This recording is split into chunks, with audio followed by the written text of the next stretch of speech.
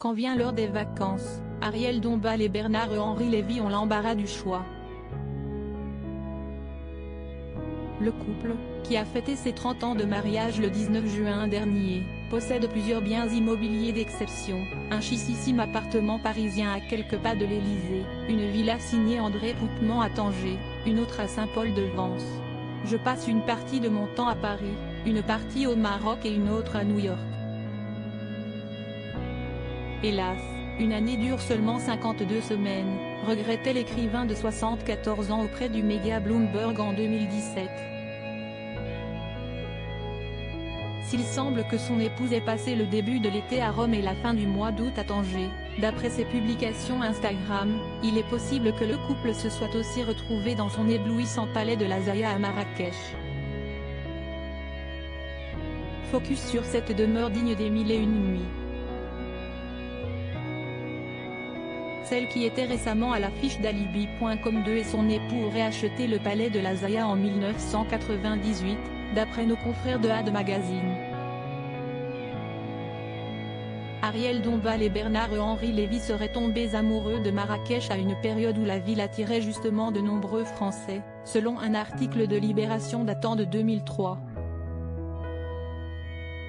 À partir des années 80, Marrakech devient hype, Jean-Paul Gaultier, Bernard Tapie y achète un pied-à-terre, Sting fête son 50e anniversaire, Marc Lavoine s'y marie, les frères Costes y ouvrent un bar branché. Coût total de la transaction, environ 2 millions d'euros. La chanteuse et le philosophe craquent pour le côté intimiste de la villa impossible à deviner depuis la ruelle boueuse qui y mène, et située à 2 pas du palais du jeune roi Mohamed VI. Supérieur Ariel Dombal, découvrez son évolution physique et Alain Delon, Paul Getty. Des anciens propriétaires célèbres. Si les nouveaux propriétaires sont de grandes célébrités françaises, la propriété en a vu d'autres. Le couple aurait en effet acheté la demeure à Alain Delon et Mireille d'Arc. Et ce n'est pas tout, elle appartenait dans les années 1970 au milliardaire John Paul Getty Jr., troisième des 5 fils de J. Paul Getty, et à son épouse Talita. Les invités qui défilent d'année en année, Yves Saint-Laurent, Mick Jagger, Marianne Faithfull, pour des fêtes aussi déjantées que décadentes baptisent l'endroit le Palais des Plaisirs.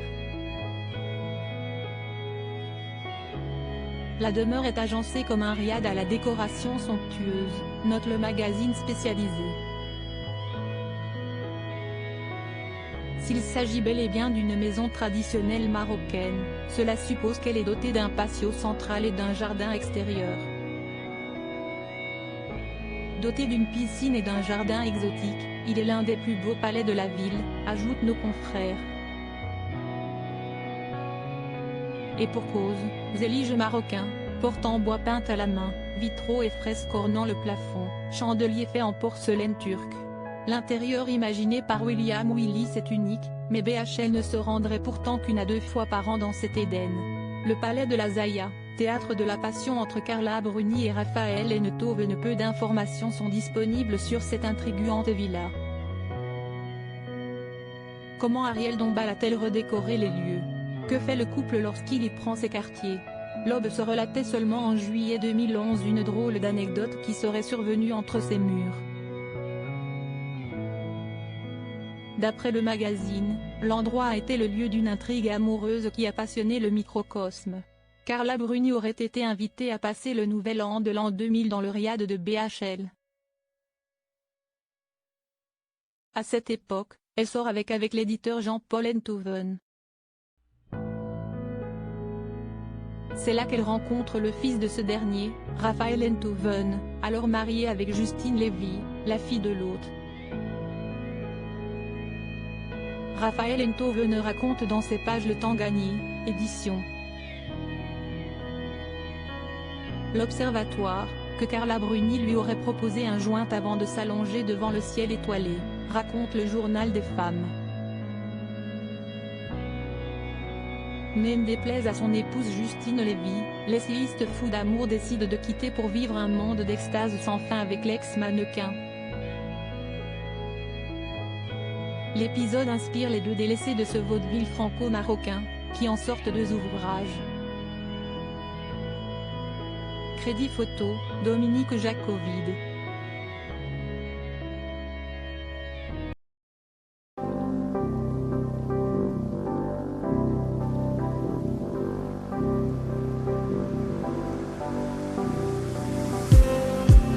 Just